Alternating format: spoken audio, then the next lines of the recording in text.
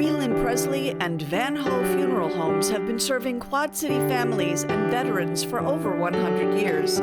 Whelan Presley is located in Rock Island, Milan, Reynolds, and Van Ho in East Moline, proudly supporting WQPT.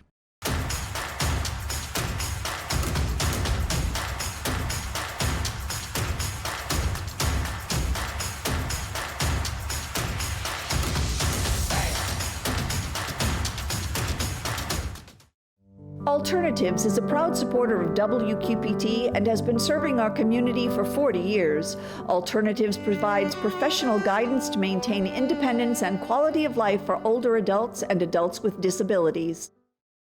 The Cities is known for its rail traffic, but one rail car that will be passing through marks a dark time in world history, and it's part of a well-known story with a link to the Cities.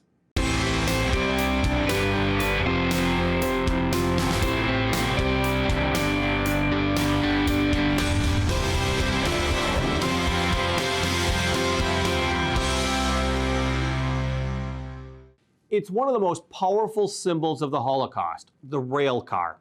Thousands of rail cars transported Jewish men, women, and children to concentration camps, and often to their deaths. A World War II era rail car from Germany is headed for the Cities and ultimately Danville, Iowa, where it will be part of a very important and unique exhibit. And it has a special link to the Cities and its Jewish population. We talked with Alan Ross from the Jewish Federation of the Quad Cities about this rail car and the challenges faced by the Jewish population in the cities. So tell me about the World War II era rail car that is coming here. It's arrived from Europe. What makes this rail car so special? Well, it's really special because a rail car is one of the major symbols of the Holocaust. Because millions of Jews and others, not just Jews, were sent with these rail cars to concentration camps and death camps. And so it's because of its being such a symbol, having it at a museum like a Danville station is very important because there are already Holocaust exhibits there, and this just enhances the exhibits and the capabilities for education, especially throughout the state of Iowa. I mean, from my limited knowledge, I just remember one of the most powerful moments of Schindler's List was when the train was chugging into Auschwitz, and that sound and just you just felt the unbearable weight of what was going to happen. This rail car, like you said, symbolizes it. Do you think that's going to drive it home to people about the impact or the symbolism of that particular, I'll say vehicle, but that symbol? Well, I think what we have to do is make sure we set up educational programs surrounding not just the rail car, but the other exhibits in Danville, because the state of Iowa does not have a mandate to teach Holocaust education, whereas the state of Illinois does.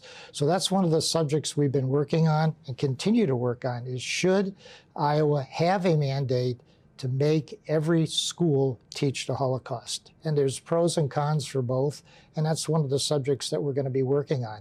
And we hope Danville Station Museum turns into one of the major Holocaust education locations in the state of Iowa and maybe even the Midwest. And I want to talk about the rail car a little bit more, but I do want to talk about the Danville Station and the Quad City link to it. I think it's so fascinating, the fact that people might say, Danville, Iowa, why? But the story's amazing. Well, it is amazing, and many people never heard of it. And I didn't hear of it till about 15 years ago when there was a program at the German American Heritage Center in Davenport having to do with the author who wrote a story about the Danville connection with the Holocaust. And Susan Golden Rubin came and talked about her book where the pen pal relationship between Anne and Margot Frank and two young kids in Danville, Iowa, and really in the middle of nowhere, about 20 miles west of Burlington. And let's talk about that. It was, I don't have the exact year, but it was in the 1930s. 1939. 1939, and it was elementary school students in Danville getting pen pals in Europe. Well, Bertie Matthews was the teacher, and she was a traveler. She liked to travel around the world, and she thought, why don't we get her students involved with international events. And so she was involved with this pen pal organization. And the two girls in her class, two sisters, Juanita and Betty Wagner, picked two girls. And Just randomly. And Juanita picked Anne Frank, and Betty picked Margot Frank, because they were both the same ages. And they sent letters to Anne and Margot and Anne sent letters back. And so that started a connection, but then the war started, and then everything stopped. So the girls, no one knew what happened to Anne and Margot Frank till after the war. And they sent letters trying to find out what happened to them. And Otto Frank sent a letter back to them, said, unfortunately, we found out that my daughters perished in Bergen-Belsen. And so these letters from Anne and Margot Frank were in the possession of these two young kids. And for years, as they grew up, and they had it in their possession, but never did much about it. And then decades later, they were looking through their things, and they found these letters and realized this is pretty significant, because the Anne Frank, the Diary of Anne Frank had come out, and Holocaust Education had come out throughout the world. And they said, this is something significant. And it was significant. And they were auctioned off. And the person that who won the auction gave these letters to the Wiesenthal Center in Los Angeles. And Janet Hessler, who's the driving force behind the Danville Station Museum, was able to get authorization to have those letters reprinted and now put in a Danville Station Museum. And so with this tremendous connection, that's what they, Janet, helped promote the museum through that. Well, that's a tremendous connection, of course, but then also the Quad City Jewish Federation has also contributed to the Danville Museum as well in really a special way. Well, when that Susan Golden Rubin was here, I happened to meet Janet, and between Janet and myself, they said, well, we'd like some Holocaust education out here in Little Danville. And so over the years, we at the Jewish Federation have brought Holocaust speakers. I've spoken at their school. My father's a Holocaust survivor. And so we've, over the years have brought Holocaust education there. And then in 2012, we had the Anne Frank exhibit at the Putnam. And through our connection with Eva Schloss, who's a Holocaust survivor, and who's, after the war, her mother married Otto Frank, I was able to obtain the rights to get prints of her brother. Her brother, Heinz, while he was in hiding, was painting, whereas Anne Frank was writing her diary. Her diaries, right. Heinz was painting. And so and there was a second person painting as well. the father. Thank you. The father, because the father, what happened was the four of them were in Amsterdam, and they were living in the same complex as the Frank family was. And then when everybody went into hiding with the Schlosses, Eric and Heinz went to one hiding place, and Eva and Fritzi, her mother, went into another hiding place. So while they were in hiding, Eric and Heinz were painting, and they were hidden under the floorboards. And then when eventually they were betrayed, all four of them were betrayed, on their way to Auschwitz, Heinz told Eva, I have these paintings underneath the floorboards. If I don't survive, get them. And so that's what happened, because the father and son, and Heinz did not survive, whereas Eva and the mother survived. So Eva went back after the war and found the paintings. And they're now? They're in the Dutch Resistance Museum. And I asked Eva, since we were good friends, can I made some prints made of them? So she sent me some high-resolution photographs, and we made prints in 2012 to be in the exhibit complementing the Anne Frank exhibit.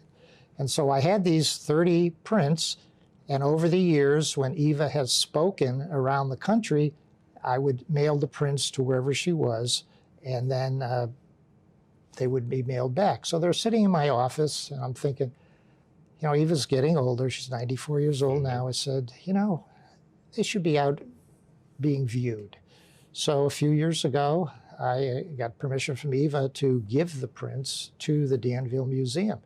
So now they have the Anne Frank connection, and really there's the Heinz connection with these prints.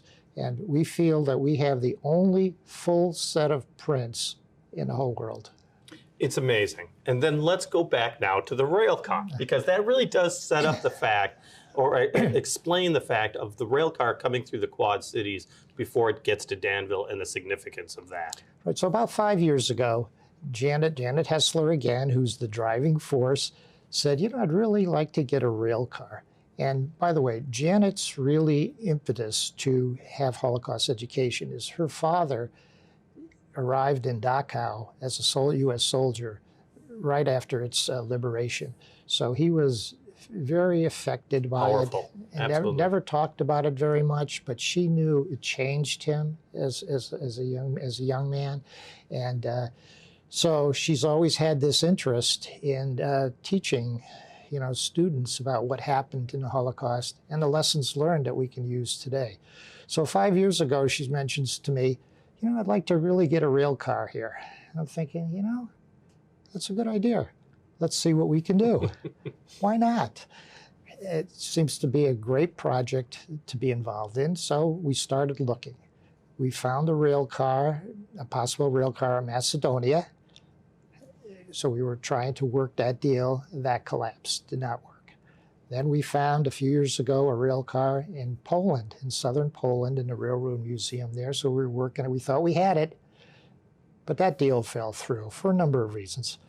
So then I asked my friend, my longtime friend, Israeli friend, Dr. Ruthie Aitan, you know what, we're looking for a rail car. Do you have any connections? She's very involved right now. She's an emissary for the Jewish National Fund in Germany, and she's a German speaker. Her PhD is in German history. And so she says, well, let me check with my friends in Germany. And so she has two friends in Frankfurt, Germany, Claudia Karenke and Bernard Mertens, and check with them. They're not Jewish, but they've been very involved with German, Israeli, Jewish connections over the years. So, you know, between Bernard and Claudia, they found the rail car. Coincidentally, 13 years earlier, they had found the rail car that is now in Auschwitz. There's an Auschwitz, you know, so they found that car 13 years ago. And now they found one for us. And so, you know, it's been a journey now of like 18 months of finding the rail car, Then getting it here. Raising the money, and very significantly, the state of Iowa gave the Danville Museum a grant of $500,000, a tourism and economic development grant, to get the rail car here. So the $500,000 goes for the purchase, refurbishment, and transportation of the rail car to Iowa, and also to preparing the ground for the rail car. And it's going to happen within, you know, in 2 weeks. It's pretty amazing. And now the challenge is to get a structure over the rail car. So that's something we're working on, Janet's working on. So what type of structure and what's the cost? So that's an ongoing project. Well, and that's going to be a major part then of Holocaust education in southeast Iowa. But as you alluded to, you'd like to see Holocaust education throughout the state, maybe not mandated or as a requirement, but at least somehow being taught in the schools. Well, it is taught in many places in the schools, especially in the bigger cities. In the outlying areas, in the rural areas, we found not so much. So that's what we intend to do, and use the Danville station as a central point right now, not just for eastern Iowa, but throughout the state. I mean, we're working with educators in the state, in Des Moines, Iowa City, and so we're trying to work together to make Iowa I guess a center for Holocaust education. Does it worry you that as the years go by, that there isn't this awareness among Americans? Well, it's shocking. It's actually shocking how many, especially younger people, they don't know what Auschwitz was. They don't know what happened in the Holocaust. And so it's up to us to do our best to make sure that gets done. And we feel very confident in the Quad Cities. We're doing a pretty good job. We have a Holocaust Education Committee that's working with the schools very closely. And we're doing our best to ensure, because it's not just the history. We want to teach the kids the history of the Holocaust, but what are the lessons learned today?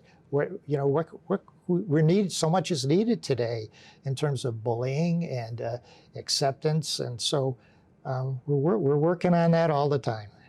Tell me a little bit about the Jewish population in the Quad Cities, because there were, I think I found it in the Federation's website, about 1,350 Jews in the Quad Cities in 1990. There's about 400 to 500 today. It's been a decline. I mean, there's a decline in religions all over America, but the Jewish faith as well. Well, that's in small communities throughout the country. And I work with, there are about 50 other small Jewish federations throughout the country, and we're facing many similar problems. Is our kids go to the bigger cities. They go to colleges in the bigger cities, Chicago, Los Angeles, Miami, and they get better jobs other places. So they don't come back here necessarily. Mm-hmm. And in the past years, there were a lot of Jewish businesses where, the parents would bring their kids back to work the businesses, but most of them are all gone right now. So there's not the emphasis right now or the desire of these kids to come back here because there are better jobs other places. And then our seniors, they end up going to Florida or California or whatever. Retire, absolutely. And they retire there. So it's not just the Jewish community, it's other ethnic groups here. It's just happening. So we're slowly shrinking. And we're just going to do our best to stay viable as long as we can. It's interesting because the Quad City Jewish Federation is among the smallest federations in the nation. Right. The little engine that could? Well, exactly right. We try to we punch way above our weight.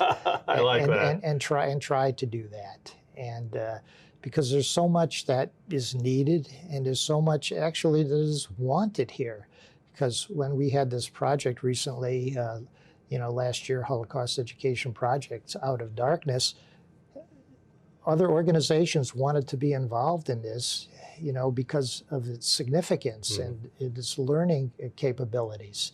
And so, yes, we do the best we can with very limited resources. But one of the key things that you do is outreach, trying to get the message out, trying to get the education out. How important is that? Well, that's extremely important. Working with the kids, that's really one of our major goals is to work with them. And we've been very successful. We helped an event recently where Davenport schools were able to hear from a Holocaust survivor in Toronto virtually. We had over 1,000 kids listening to that. So that's very important. I'm involved also with the Bettendorf Faith Leaders Group.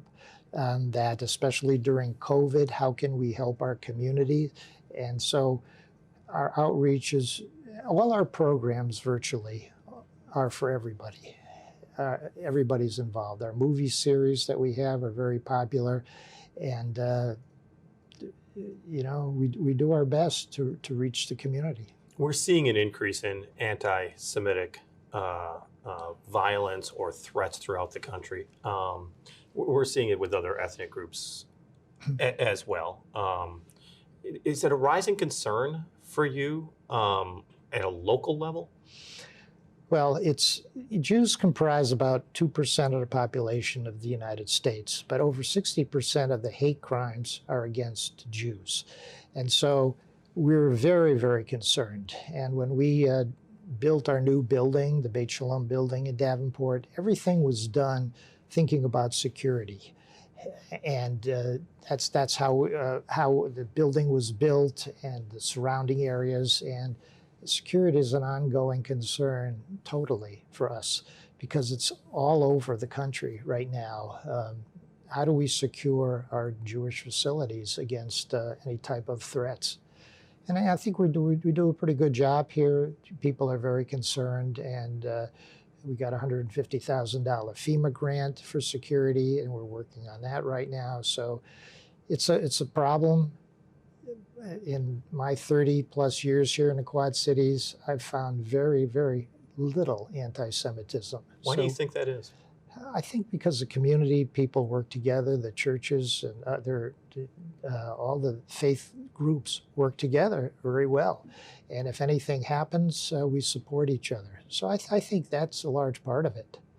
So we don't let these type of things happen. Or if they happen, we jump on them right away and try to get them resolved. Our thanks to Alan Ross from the Jewish Federation of the Quad Cities. This is Out and About for August 11th through the 18th. Join the fun at Tugfest in Port Byron and LeClaire through the 12th. It's time for the Quad Cities Balloon Festival at Rhythm City Casino the 11th and 12th. The Quad Cities Multicultural Festival takes place at the Campbell Sports Complex on the 12th. Sip and shop at the Village of East Davenport Wine Walk, the 12th from 3 to 6. The New Windsor Rodeo takes place the 17th. Catch the closing performances of Pippin, presented by Music Guild through the 12th. The award-winning one-woman show Jenny Lind Presents P.T. Barnum takes over the Black Box Theater stage August 11th through 13th, followed by the Big Rock Candy Mountain August 17th through the 20th. The Bucktown Review takes over the Davenport Junior Theater the 18th at 7. Thursday Night Groove at Schwiebert Park takes place the 17th, while the Song Bag Concert Series present Devin and Scott E. at the Carl Sandburg State Historic Site on the 13th. Pop Evil Skeletons perform at the Rust Belt on the 15th. Tunes in Town in DeWitt's Lincoln Park present the Jimmy Welty Band on the 15th. The Alternating Currents Festival present music, film, art, and comedy with over 100 acts the 17th through the 20th. And the Speakeasy present the Nightcaps Improv Comedy Troupe on the 12th. For more information, visit wqpt.org. 3 years ago, the drummer known as Dead Ginger joined us on the stage of the Black Box Theater for the original series of performances recorded by WQPT. So here's Dead Ginger with Clarity to Chaos.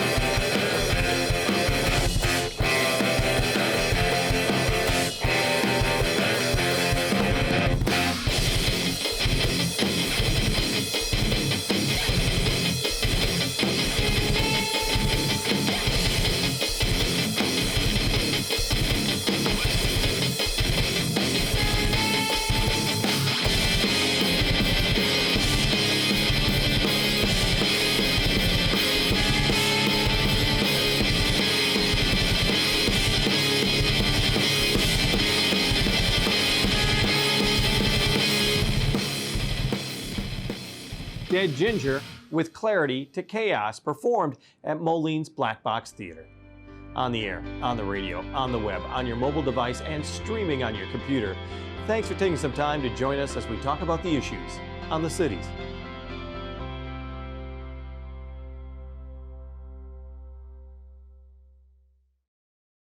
Whelan Presley and Van Ho Funeral Homes have been serving Quad City families and veterans for over 100 years. Whelan Presley is located in Rock Island, Milan, Reynolds, and Van Ho in East Moline, proudly supporting WQPT.